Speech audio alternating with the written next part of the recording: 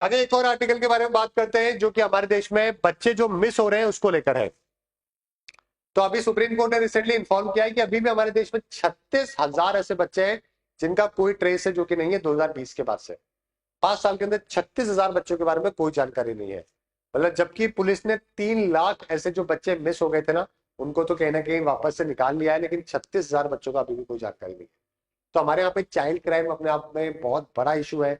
बहुत बच्चे जो है वो रोड के ऊपर से, गार्डन के अंदर से, बहुत जगह से जो है वो चुरा लिए जाते हैं, फिर वो ट्रैफिक किया जाता है, अलग अलग काम में, बैगिंग में, बहुत जगह पे काम में लिया जाता है। तो ये अपने आप में बहुत बड़ा एक क्राइम सर्किट है जो कि बनाया हुआ है ना।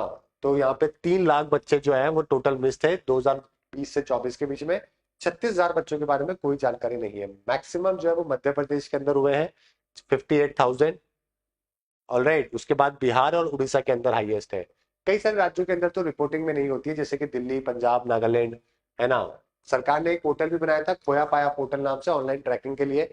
और एक एंटी ह्यूमन ट्रैफिकिंग यूनिट भी जो है वो बनाई थी, जहाँ पे काफी सारे केसेस जो अनट्रेस होते हैं ना, वो इन सबको यूनिट को दिए जाते हैं। तो ये हमेशा ध्यान रखना बहुत जरूरी है। आप भी अपने घर परिवार में अगर कोई बच्चा है, बाहर जाते हो, तो ऑलवेज ऑलवेज ध्यान रखा करो। किसी भी मैरिज में जा रहे हो, कहीं पर भी जा रहे हो, है ना। बिकॉज आप किसी को नहीं पता कि कौन क्राइम किसी के सिर पे लिखा हुआ नहीं होता। तो you always need to be conscious जब आप बच्चे अपने साथ में लेके जा रहे होते हो। ऑलवेज उनका ध्यान रखो, उनको अकेला मत छोड़ो। समझ गए? तो ये ध्यान रखना जरूरी होता है। चलिए आगे बात करते हैं जेसी बोस ग्रैंड को लेकर। जेसी बोस के बारे में आप सभी लोगों ने पढ़ा होगा। जगदीश चंद्र बोस बहुत ही फेमस हमारे यहाँ के साइंटिस्ट थे। कोलकाता के अंदर ही उनका जन्म हुआ था, और आई थिंक 1925 या 1930 के आसपास उनका डेथ है, जो कि हुआ था 70-80 की उम्र के अंदर। बंगाल के अंदर जो one of the greatest Bengalis के अंदर भी वो टॉप 10 में आते हैं। साइंस फिक्शन के अंदर जो उन्होंने काम किया बहुत ही अमेजिंग था। रेडियो वेव्स के ऊपर उन्होंने काम किया। इसके अलावा जो प्लांट की जो फीलिंग्स है ना, उसके ऊपर उन्होंने बहुत काम किया। उन्होंने एक किताब भी लिखी थी,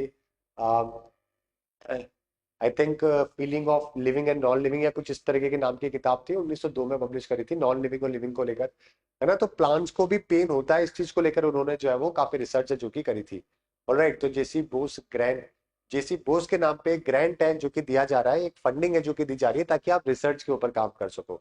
ये किसके द्वारा? अनुसंधान नेशनल रिसर्च फाउंडेशन, ANRF के द्वारा जो है ये काम, ये फंडिंग दी जा रही है। तो उनके द्वारा एक ग्रांट है जो कि दिया जाएगा। ग्रांट का मतलब होता है डोनेशन एक तरीके से, जो कि किसी स्पेसिफिक पर्पस के लिए होता है।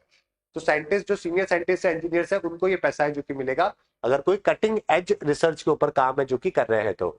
ऑलराइट, तो आपका स्टेम के अंदर आपका ट्रैक रिकॉर्ड अच्छा होना चाहिए। उसके अलावा परफॉर्मेंस आपने कई चीजों पे रिसर्च है जो कि ऑलरेडी करी होनी चाहिए, तब आपको ये मिलेगा अवार्ड। और ये पैसा है जो कि आपको मिलेगा, है ना। 5 साल के लिए ये पैसा है जो कि 25 लाख रुपए पर ईयर के तौर पे आपको मिलेगा। ऑलराइट, फंडिंग अमाउंट कितना है? 25 lakh per year for 5 years to support research activities. Institutional support की बात करें तो additional 1 lakh per year grant भी जो है यहाँ पे अवेलेबल करवाया गया है।